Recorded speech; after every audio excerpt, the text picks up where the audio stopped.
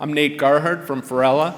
My practice focuses on intellectual property protection and internet issues, specifically privacy policies and the like.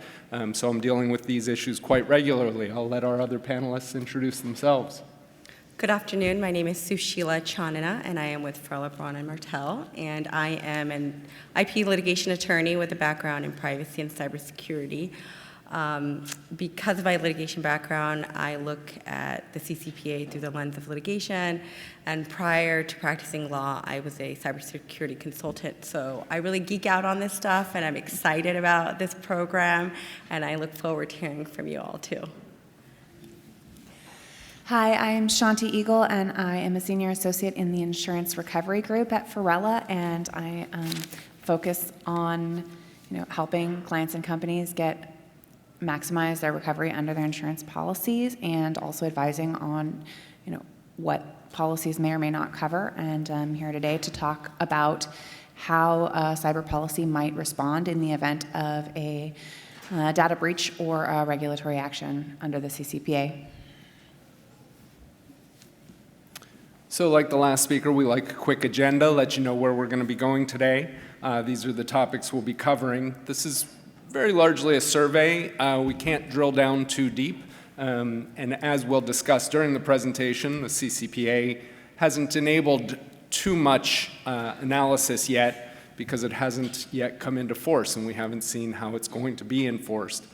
But these are general topics. I would also note that the insurance coverage discussion is going to largely come at the end, because we're going to talk about all the issues with privacy, and then when everybody is really uncomfortable, Shanti will come running in and tell you about some protection strategies.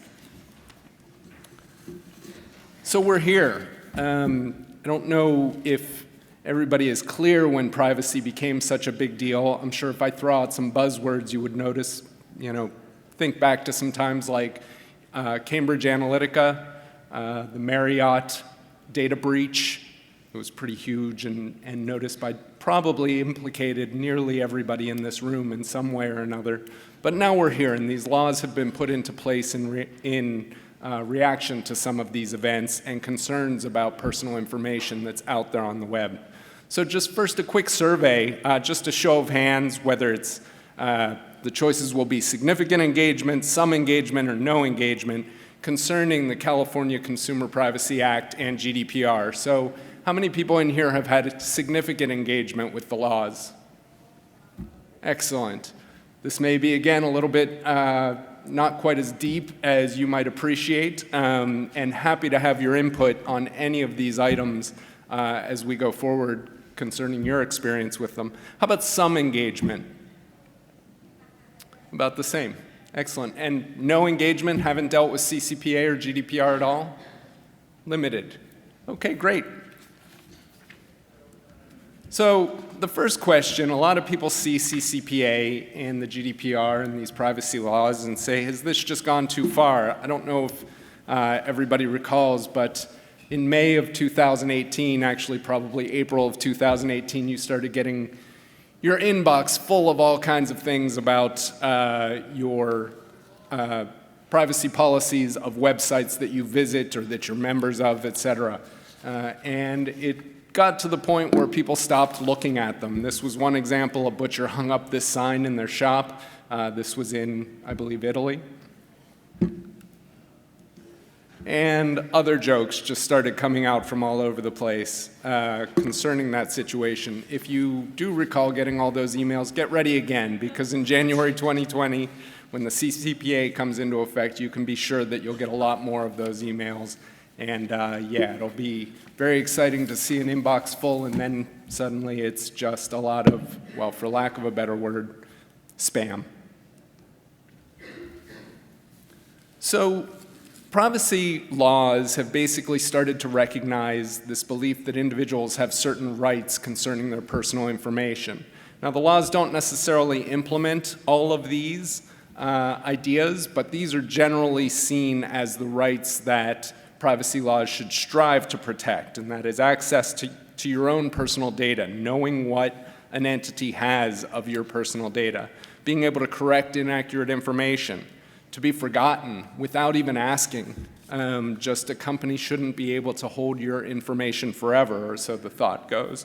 To limit the way it's processed and used, and to obtain a copy of your own data so that you can use it for your purposes, and to object to the use or processing or transfer of your data. So what are the laws that are currently in place that we're dealing with in this area? The two main ones are the GDPR, which has been enforced since May of 2018 and applies to the information really of EU citizens. It actually doesn't say that in the GDPR. It says it applies to data subjects and defines that very broadly. But practically, it's really limited in that sense because of the jurisdiction of the GDPR and how they can enforce. The California Consumer Privacy Act will come into effect on January 1st, 2020, as I noted, and it will apply to the information of California residents. So any companies, we'll talk about it, that are using information of California residents and collecting that information potentially will need to adhere to the CCPA. There are other state laws. California is really the lowest common denominator right now, but that could change.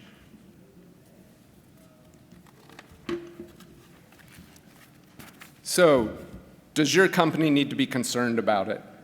The GDPR, as I mentioned, applies to any company collecting information of EU citizens, more or less, no matter where they reside. But the question is it enforceable? And the answer for many companies that I work with and that I talk to, probably not. The questions that you have are, do you have assets in the EU? If you have assets in the EU or a subsidiary in the EU, it's a different story. There's no question about that. Do you have significant business relationships in the EU that could be affected by your compliance or non-compliance with GDPR? In fact, do you have contracts that have data processing addendums or other contractual terms that require you contractually to adhere to the GDPR and satisfy the GDPR? Or could there be some kind of future deals with California? Now, under the Constitution, a state can't make an agreement with a foreign jurisdiction, well, I should say it can't make it without approval from Congress, but is there any way to get around that, and is California looking for some way to create some kind of reciprocity so that GDPR could become a bigger issue for U.S. companies? What about the CCPA, though? Much more likely to be relevant to companies here in California. It applies to for-profit companies, and there's a little exception to that, but for-profit companies that collect the information from California residents if such company, either any one of these, not all three of these, but any one of these, has annual gross revenues greater than or equal to $25 million, or obtains personal information of at least 50,000 California residents, households, or devices annually, or gets at least 50% of its annual revenue from selling the personal information of California residents. Pretty clear triggers there. The nonprofit exception that I mentioned is that if you're a nonprofit company, the CCPA does not apply to you unless you use the same branding and are controlled in some essence by a for-profit company. So let's say a corporate foundation. That would be a classic example. I don't know if it actually exists, but if there were the Nike Foundation that were a corporate foundation of Nike, that very likely would have to comply with the CCPA. And it should be noted that this isn't only California companies. Even if you're not a California entity, California judgments would likely be enforced by other courts in the U.S. unless there's not a basis to do so because your commercial conduct takes place wholly outside of California and the company is simply not doing business in California. That's not very likely if you're collecting enough information from people to be subject to the act, but there is a possibility of not being obligated to comply even if you satisfy one of the triggering factors. So Sushil will talk a little bit about penalties. Great, thanks, Nate. So let's talk penalties and numbers, and as a litigator, this is where it gets interesting, and pardon me, I might try to scare you a little bit with the potential damages here.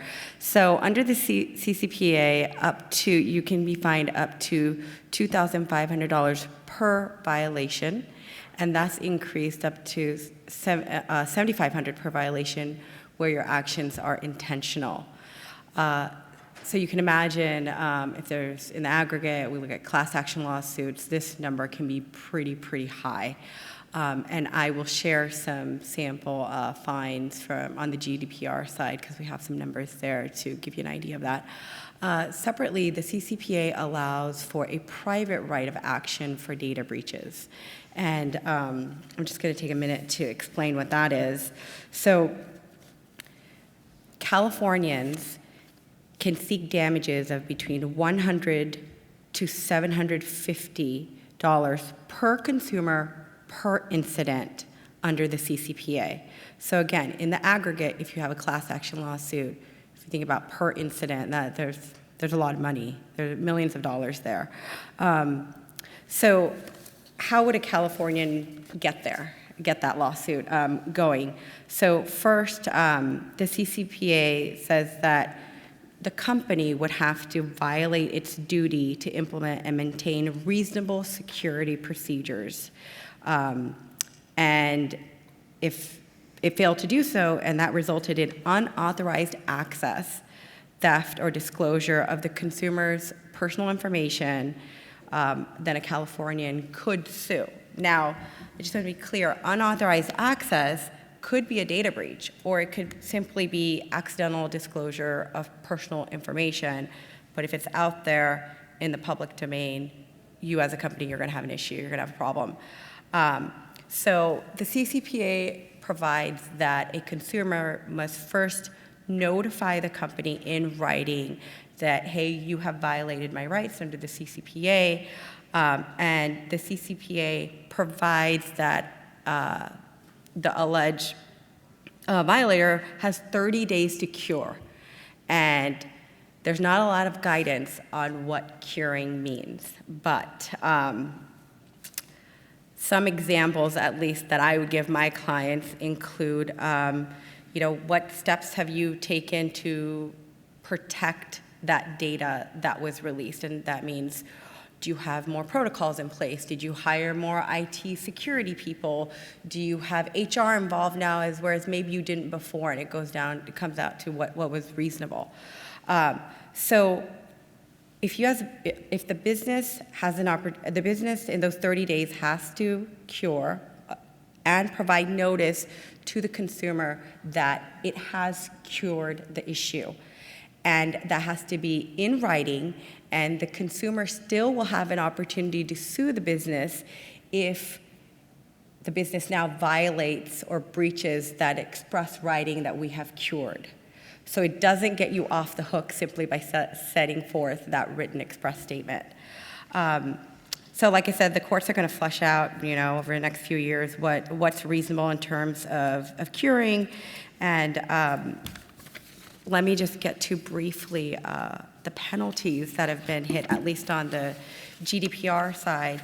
So Nate mentioned Marriott earlier. So the UK gave Marriott proposed a $123 million penalty on Marriott in light of the cyber incident that they had where data was hacked and released. And in that case, Marriott, at least according to the UK watchdog, did not do enough to prevent and look for data breaches because it took 2 years for them to figure it out. Now, Marriott says it's going to appeal that decision, but that's where we are now. The British Airways, the UK hit them with a fine under the GDPR for $230 million, and that's because user traffic that was going to their website was being diverted to a fraudulent site, and then customer details were being harvested, like name, address, credit card information, and the watchdog said, well, British Airways basically had poor security arrangements in place, and they should have known better and done better.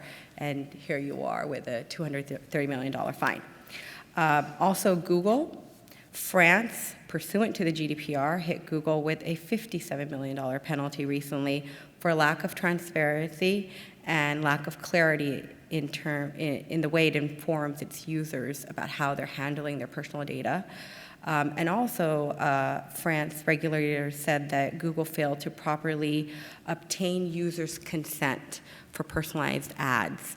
So again, there's a lot of money at stake here. And in early 2019, the same UK watchdog that hit British Airways and Marriott with fines also indicated that it would investigate Google over leaking customer data in its advertising platform.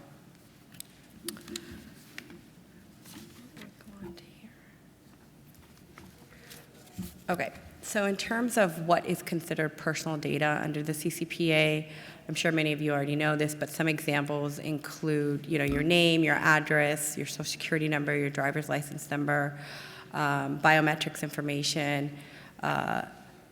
So what's interesting about the CCPA, though, is that it has a provision now about information that could reasonably be linked indirectly or directly with a particular consumer or household. So it's much broader than folks originally thought it would be. Additionally, geolocation data, audio data, education information, that is all out there. And separately, I will add the California data breach law. Recently, there was an amendment put out there, I think it's AB 1130, in which passport information, passport numbers, military ID numbers, and other biometrics information will also qualify as PII. So yeah, just keep that in mind. This is not the only place to look for when it comes to the definition of what personally identifiable information is. And one of the interesting things about the CCPA is it does give this very detailed list, very specific list, but is also very broad. It basically says if you think it could be personal information, it probably is, and that's one way to look at it.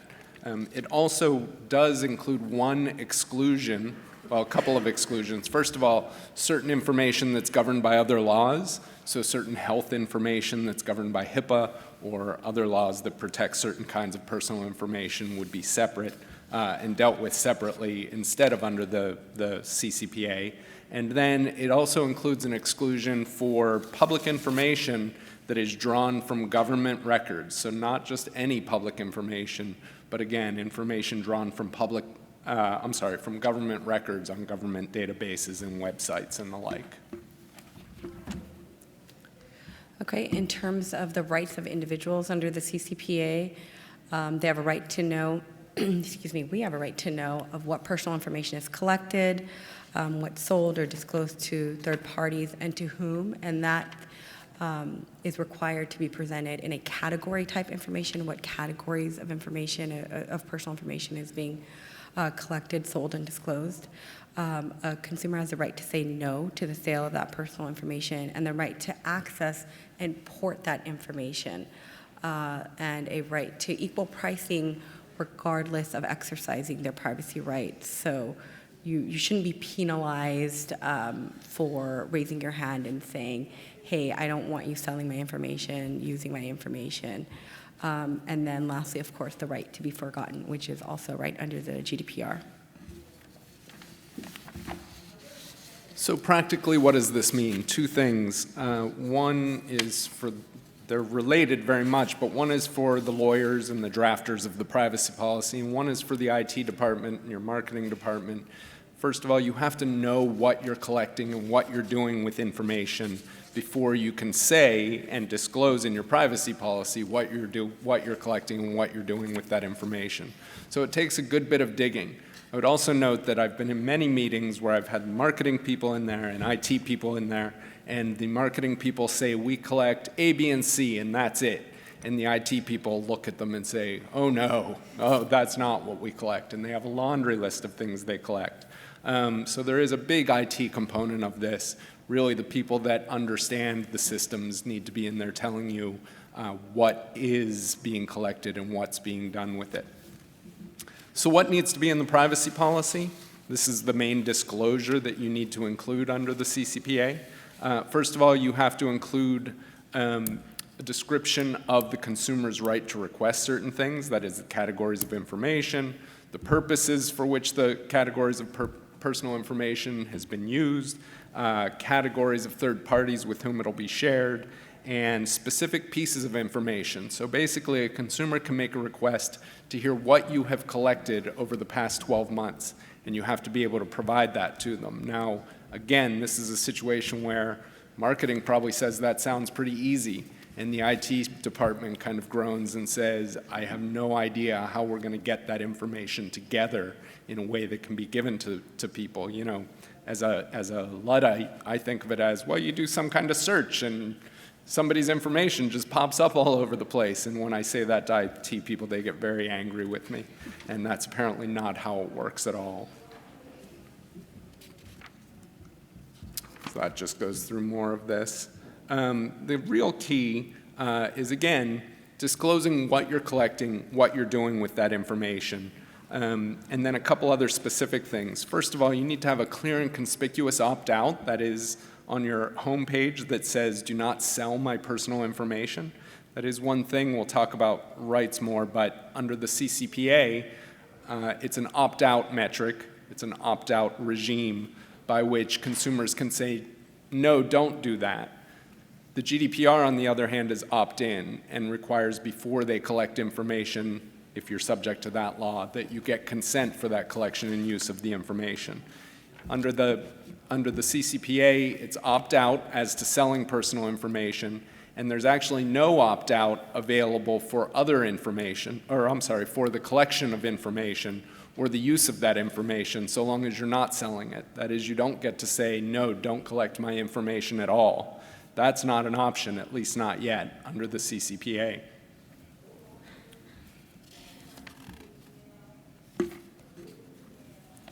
A couple of differences under the GDPR. First of all, you have to identify the contact details of the controller, that is, who's collecting the information, and the DPO, the data processing officer. You have to create a new position and have an individual responsible for dealing with privacy issues at the company. A couple other things, you'll see these in privacy policies where companies are trying to comply with the GDPR.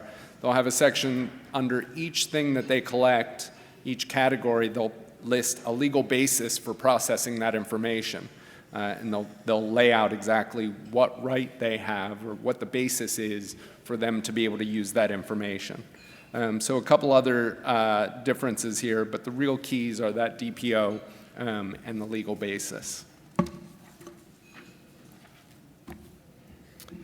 Again, unlike the CCPA, under the GDPR, it is opt-in, so somebody has to consent to the collection of data, and that can be withdrawn at any time, and that has to be made clear to individuals through the privacy policy or otherwise. And finally, the right to lodge a complaint with the supervisor authority under the GDPR.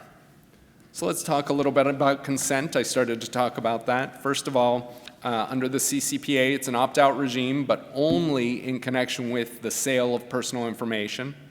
And there are two situations in which an opt-in is required, and that is if it's a child aged 13 to 16, the child needs to opt in to the sale of personal information. And if the child is under 13, needs an opt-in by a parent or authorized guardian in order to sell that information. But again, this only applies to the sale of personal information. GDPR is entirely an opt-in regime. So the right to be forgotten, that is deleting somebody's personal data. Under the CCPA, you have to delete somebody's data when it's requested by the data owner if the data is no longer needed or aligned with the relationship with the data owner. So a couple of examples where that might be the case is if you sell consumer products and you offer a warranty. In order to be able to honor that warranty, you're going to need some information about the purchaser. And so you will be permitted to hold that information even if the individual says that they no longer want you to have their information. Note, though, that if you're holding it for a certain reason that's aligned with the relationship with the data owner, you can only use it for that purpose. So if you get to hold the information because you need to be able to honor your warranty, you can't go on and use that information in order to send the individual marketing emails and the like. That's a different purpose than the one that's aligned with the relationship with the data owner and can't be used for that purpose.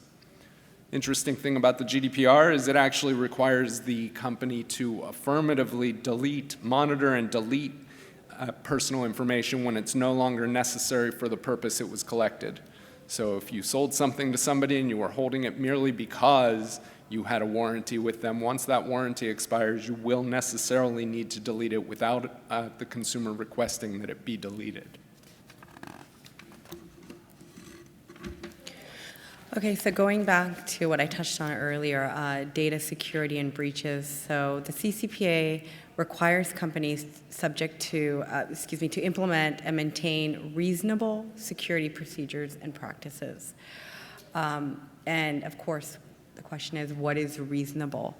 And I'll get to that in a second. Second, it provides for that private right of action that I mentioned if the breach was caused due to a company not being reasonable in terms of their security procedures and practices. And as I mentioned earlier, statutory damages are available. And that's something that's interesting and new under the CCPA, the fact that statutory damages are available, because under the California data breach law that's been on the books for a while now, statutory damages were not available. You had to prove up actual damages, and that's hard to do, as you can imagine, as a consumer whose data has been compromised.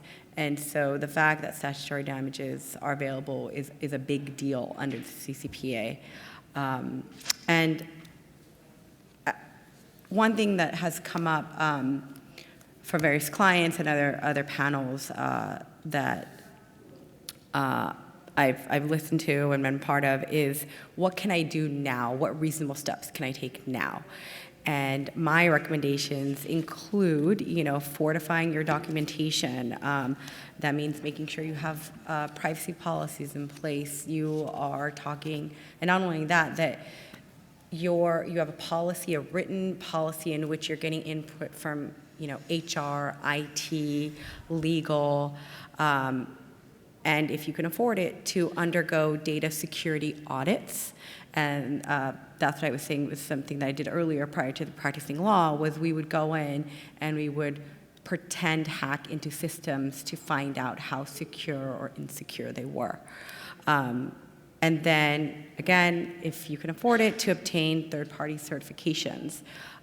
Because once the case law starts developing on what's reasonable, those are the kinds of things that you can raise your hand and say, look, these are the measures I took proactively.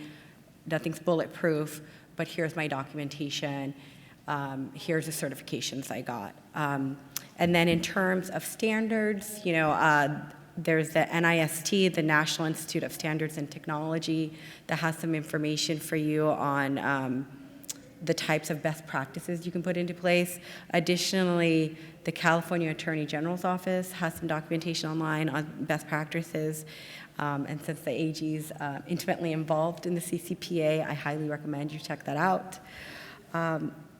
Okay, moving along.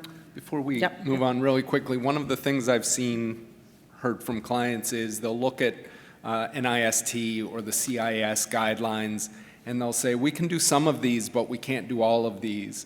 And that begs the question of, and again, we'll have to wait and see how the enforcement rolls, but if you start picking and choosing individual items from a list from something like the NIST, does it actually cause you a problem in that if an enforcement agency comes in and says, well, you did A, B, and C, but you skipped D through X, is that going to actually create a problem because you started to adhere to what are the best practices? And those best practices are exactly that. They're best practices. I would argue they're beyond reasonable practices. They truly are best practices. And so we'll have to wait and see, as with much of this, how the enforcement goes, what the standards are by the AG's office and courts. So continuing on separately, there's California SB 327, which requires Internet of Things devices to have a reasonable security features designed to prevent unauthorized use. And again, what's reasonable? See prior guidance on that one. In terms of any devices that are capable of authentication outside a LAN network, a security feature is deemed reasonable if each unit has a different pre-programmed password or the device requires the user to create a new password before the user can access the device for the first time. So we were really excited about this law when I heard about it coming out, and then read the law and were somewhat less excited. It doesn't give a lot of guidance, so once again, we're in this situation. The thing about the password is useful, but that's not the only issue with an Internet of Things device. And so yes, this gives you a little specificity, but that's just one of many issues that could be at issue with a device that's connected to the Internet. I touched on this earlier, the California Data Breach Notification Law. It lays out the notice applicability requirement and timing, and this only applies to notice to California residents. We anticipate with California putting the CCPA out there, and this, as it develops more in terms of the data breach notification law, other states are going to follow suit. So we expect a lot more to come out from other states. And then, of course, you have to look at the full analysis of the implicated data. And right now, most states have one form of data breach notification or another. Many of them require things like a year subscription to Equifax or other identity theft protection or credit reporting, things like that.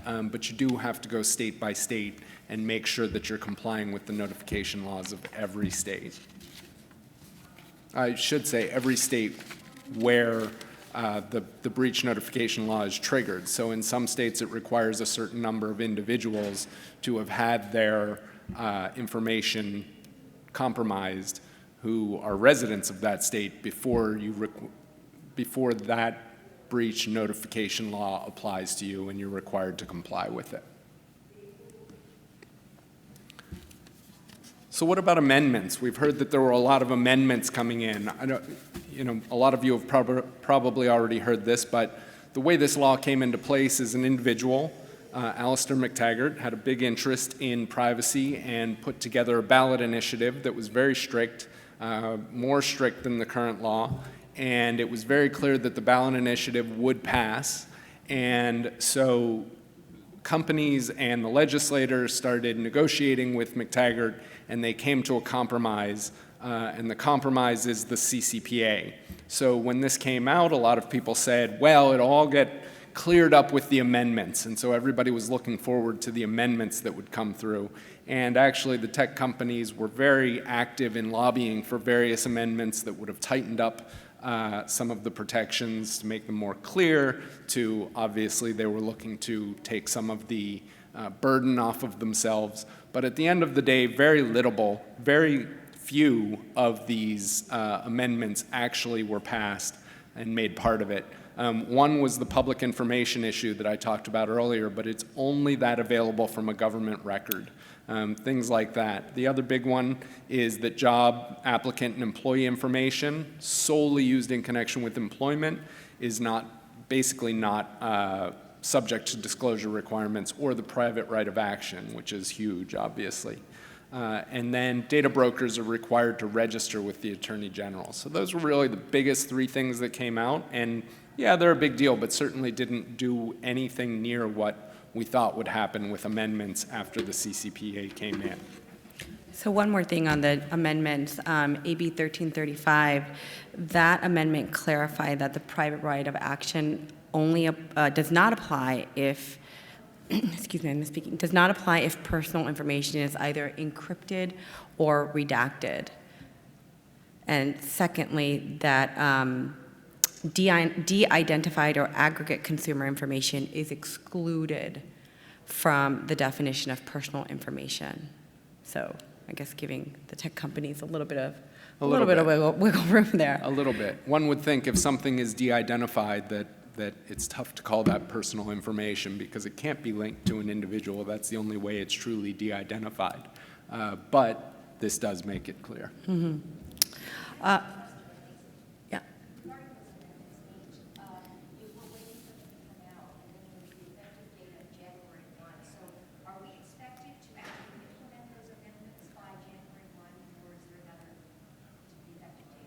So there's not another effective date, but it's understood that enforcement won't begin prior to July of 2020. So there is a period, basically a 6 to 7 month period, 6 months, I guess that would be, where it's expected there'll be a grace period. So we wanted to briefly just touch on data scraping.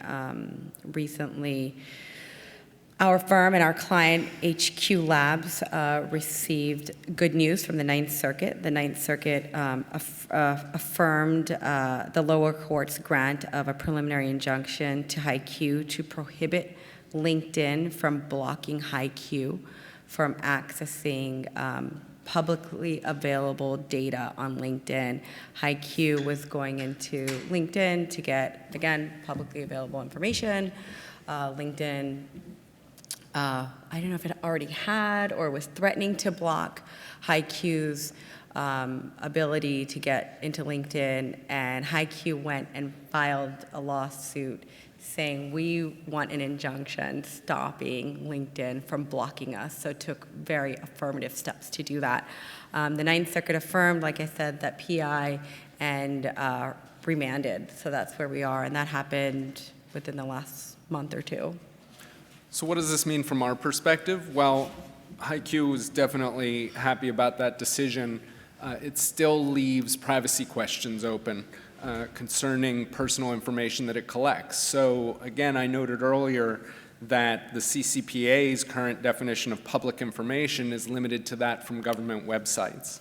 Well, this information is not from a government website. This is information from LinkedIn. So what would HiQ's duties be in connection with that data? There's a question whether, well, the CCPA could be read to require notice to individuals that you have collected their non-public information, that is non-public from a government database information. In fact, that's what happens under the GDPR. The GDPR requires certain notice to be provided to data subjects when personal information is collected from public sources rather than directly from the data subject. There was a recent case where a company did this, collected personal information, and the court said, an enforcement entity in Poland actually said, well, you have to give notice to all of those people that you collected their information, and you have to do it by these certain methods.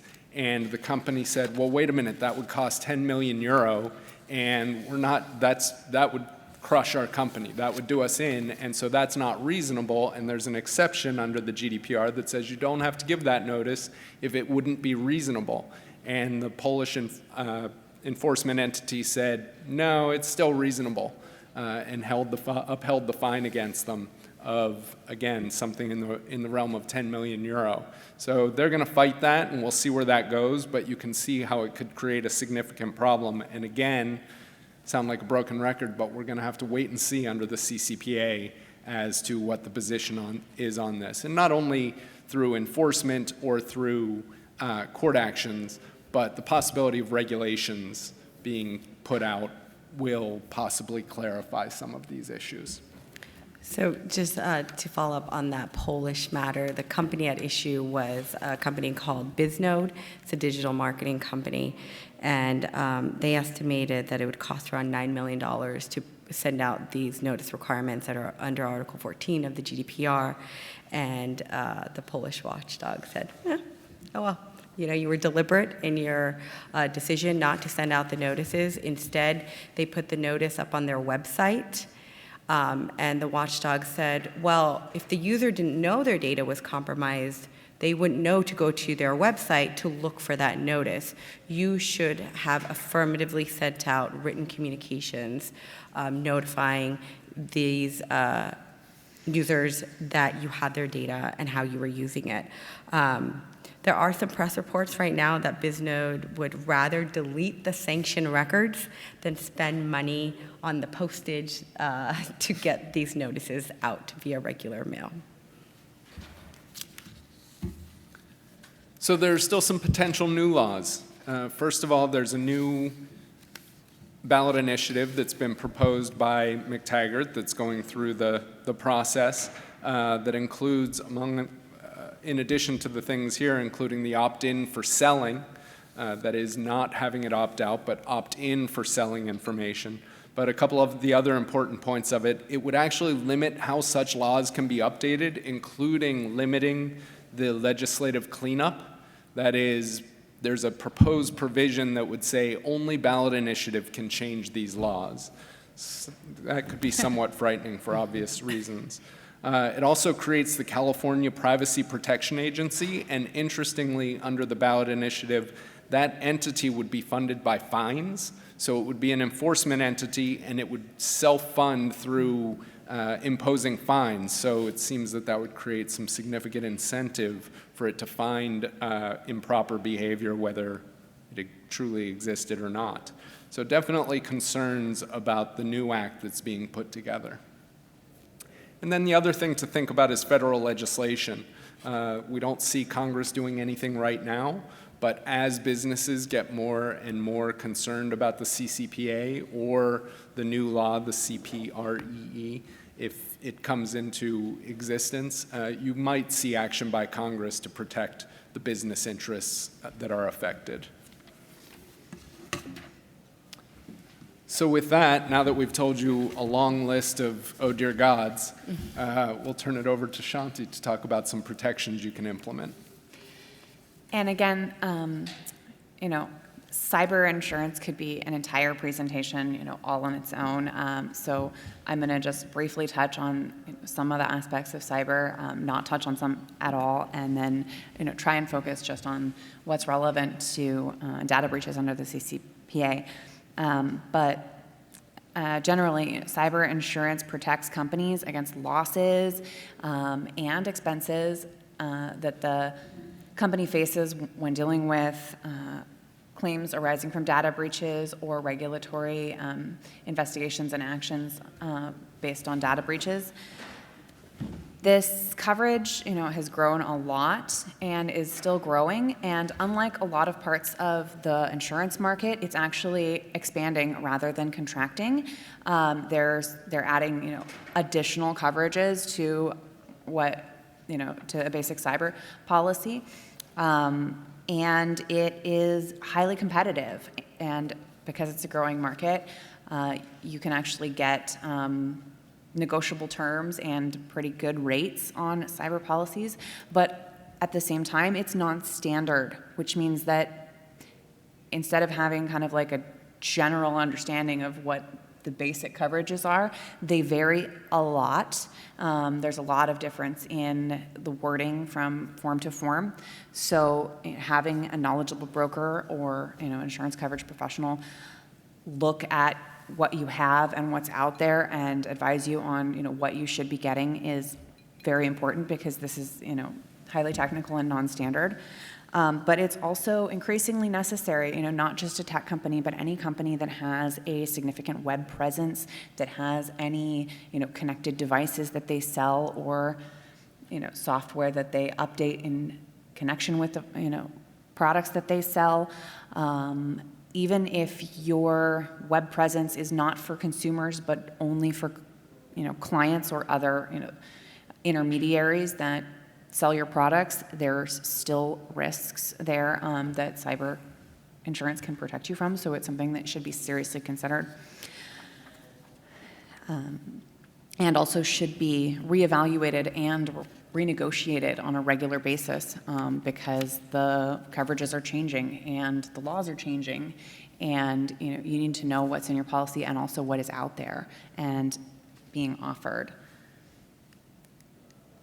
So cyber policies are becoming increasingly omnibus, and they cover a lot of things, but relevant to this discussion, they cover the costs and expenses of a security event or a privacy event involving the actual or suspected disclosure of either personally identifiable information or corporate confidential information, and that can be your company's information or the corporate information of a third company, of a third-party company that you have as part of your business or is accessed through your business. It also includes the response and investigation costs, which in these significant breaches can be huge. Things like forensic investigation, crisis management, but also breach notification costs, just the postage cost to notify all these consumers, as well as the credit monitoring that you're required to set up, the call center for questions, and data restoration if you have an event that actually requires the company to do a lot of data restoration, or even if your hardware is damaged as a result of a hack or other malware. It also has coverage for malware and ransomware attacks, as well as pays out on when you have ransomware. Basically, if you have to pay a ransom, it'll pay that out in Bitcoin if necessary, so that's a plus that they have their cache of Bitcoin on hand. It also, there's a significant protection for business interruption costs if a data breach or a hack significantly impacts, an area of your business and either, slows or stops that revenue stream, then you can get coverage for your own loss for that, as well as if a third-party website that you rely on or of an intermediary goes down and that affects your business, there's also can be significant coverage for those revenue losses. So it can cover a lot. It also covers your typical defense and liability costs in the event of a consumer class action or corporate customer claims, or even some governmental investigation actions. Sorry, was that a question, Frank? No, it's just a stretch. Okay. And it can also, depending on the definition of regulatory actions, and we will look at that in a minute, it can cover the governmental actions. It can sometimes cover fines and penalties to the extent that those are insurable. There can be issues with that depending on your choice of law provisions, which I'll talk about in a second. It also covers other potential damages. There's PCI or DSS assessments for violating credit card regulations. There's potentially personal injury and property damage claims, although that's not in every policy. Sometimes you can get it.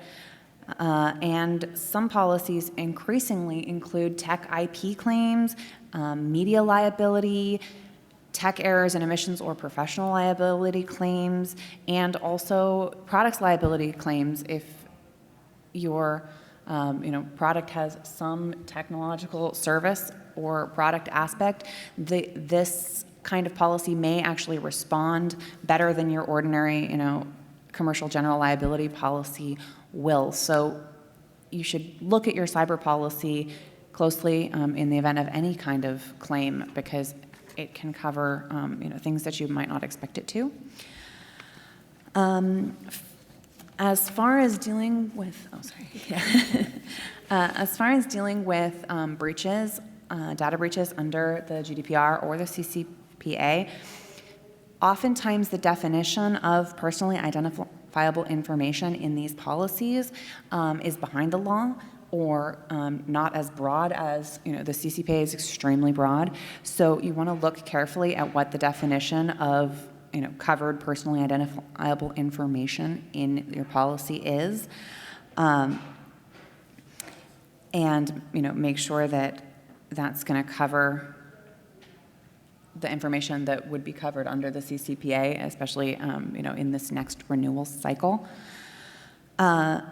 Regulatory actions, again, often there is coverage for these. However, they're usually defined somewhat narrowly, and you want to look at that because some policies will specifically list the laws or the agencies which are included as covered regulatory actions, and they'll have that paired with a exclusion for any other kind of regulatory action. So if the agencies that you're subject to and the specific laws that you're looking at, including the CCPA, aren't on that list, you can have a problem.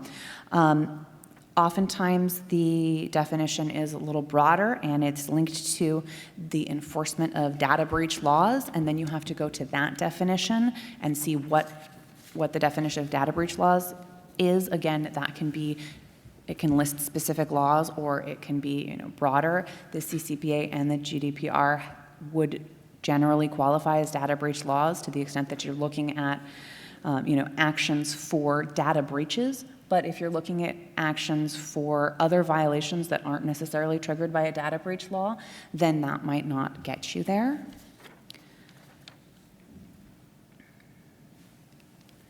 Some of the exclusions that are particularly important in light of CCPR and GDPR potential actions are, like I mentioned before, an exclusion for governmental actions other than those specifically granted under the definition of what constitutes a covered regulatory action. There has typically been exclusions for the gathering or distribution of information, which again would eliminate coverage under the CCPA for claims that don't involve an actual data breach. The exclusion for contractual liability can be problematic, and we've seen some case law try to deal overly broadly with that.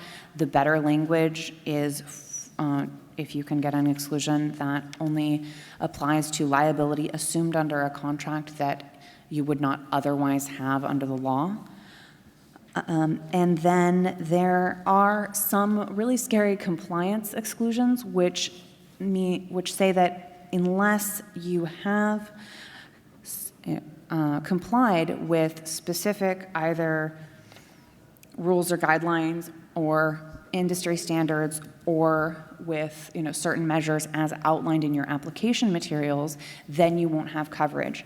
And so you want to look at that carefully because what you're certifying that you are complying with is potentially a limitation on coverage if it is found that you did not actually comply with those standards. And again, it's going to be up to the industry.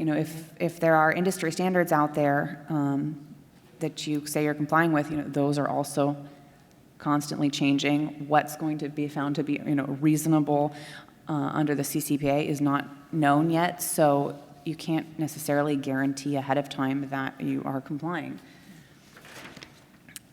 The way that the cyber policies have typically been dealing with this for the GDPR is by endorsement.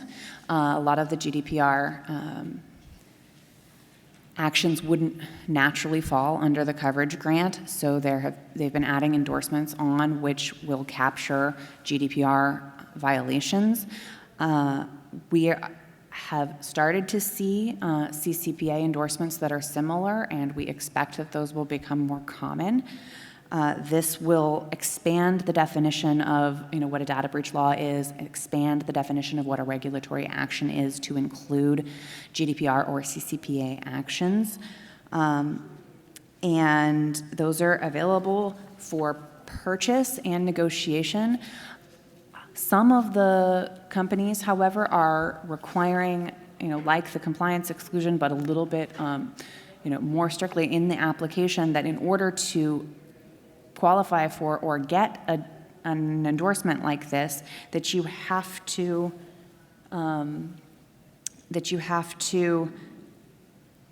affirmatively state that you are in compliance with these laws, and that raises the specter of the insurance company coming back later and saying, well, you said you were in compliance and it turns out you're not, and therefore not only is this not covered, but we're going to rescind your policy, and that would be the worst case scenario. So you want to be very careful about what those warranties you're making are, especially if they're vague and yet to be determined standards that you can't reasonably say that you already are in compliance with.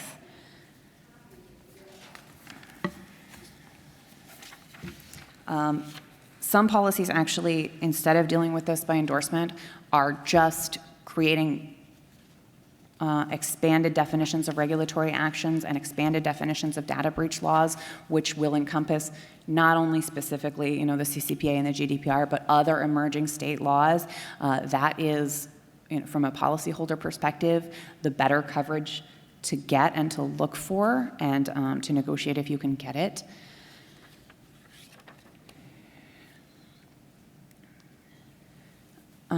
I kind of already covered this one, sorry. So you always want to look carefully at the language, especially in this renewal term. You're going to want to look carefully at each of these provisions and make sure that you are going to be covered for the CCPA going forward, because that's going to be a key risk coming up in the next year or two. And another thing to note is that while the policy says that it covers fines and penalties to the extent insurable by law, in California, that may or may not be actually, any indemnification coverage. You're still going to get a defense for those actions, but especially, in the statutory damages under the CCPA, the lower, like $100 statutory damage, that's probably, something that you could get coverage for. However, if you get into the area of the intentional conduct that it has a higher damages threshold, then those are going to have problems under California law. One of the ways that cyber policies deal with this is by choice of law provisions, and they have been generally fairly broad. And you can get, the best kind of policy out there will have a choice of law provision which says that the law that applies is the law most favorable to the insured, which has some relationship to either the matter or the parties. And that is going to give you a lot of leeway to argue that, the law of Illinois or Texas or somewhere else that you have some significant contact with, which does actually cover fines and penalties, should be applied to this policy, notwithstanding the fact that the action and the law that is being forced under is actually California law. But, for example, the GDPR, thus far, and it's basically jurisdiction by jurisdiction there as well, so there's not a lot of guidance yet, but thus far the regulators have pretty much come out on the side of penalties are not insurable, and they do not want companies to be able to access insurance for those fines, and even sometimes make the opinions or the findings predicated on the fact that they cannot seek insurance. Other key issues to be aware of are that especially as you look for better coverages and you jump from policy, from company to company, because this is a changing area and you want to be looking for the best coverage. If you have what is called a retro date or a coverage cutoff that is simultaneous with when the policy incepts, you're going to have problems and create a gap in coverage, because a lot of data breaches, in fact, most data breaches, are not actually discovered for 6 to 18 months or more after they actually happen.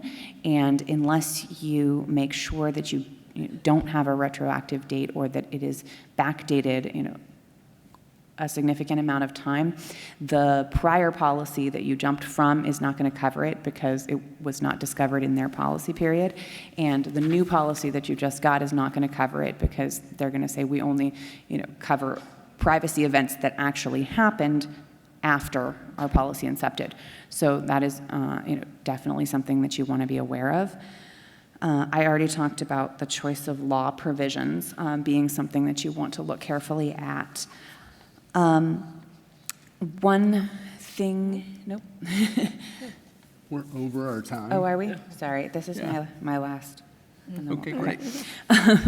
One other thing is notice. You want to make, the carriers have varying notice provisions. Some of them are more draconian than others, but you definitely want to notify your insurer as soon as you think that a data breach might have happened.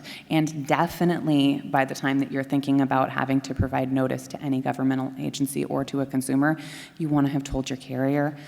It's very important because it can have punitive impacts on your claim, but also because these carriers deal with this every day. They have a lot of resources. They can get you up and running and complying so much faster than you might be able to actually process what you need to do. So they have resources lined up to deal with this. All right. So really quickly, we've overstayed our welcome, and you've earned your MCLE credit in here, but really quickly, a couple of takeaways. The first is you do need a clear and complete privacy policy that makes the necessary disclosures, and that actually has to be updated annually. So that's something you're going to have to look at repeatedly to comply. And then the other thing I would point to, and quickly everybody else will point out things themselves, but is that if you document what you're doing, you're going to be in a lot better shape to say that your practices are reasonable, rather than it appearing to be some kind of ad hoc, we're just doing what we have to when we do it. If you have documented protocols and processes in place, it's easier to argue that what you have been doing has been reasoned and reasonable.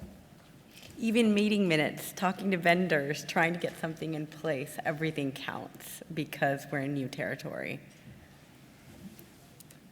And Shanti, yours would obviously be? Yeah. Look carefully at your policy language and negotiate your policy language as you go forward. Thanks, everybody. We appreciate it. Thank you. Thank you.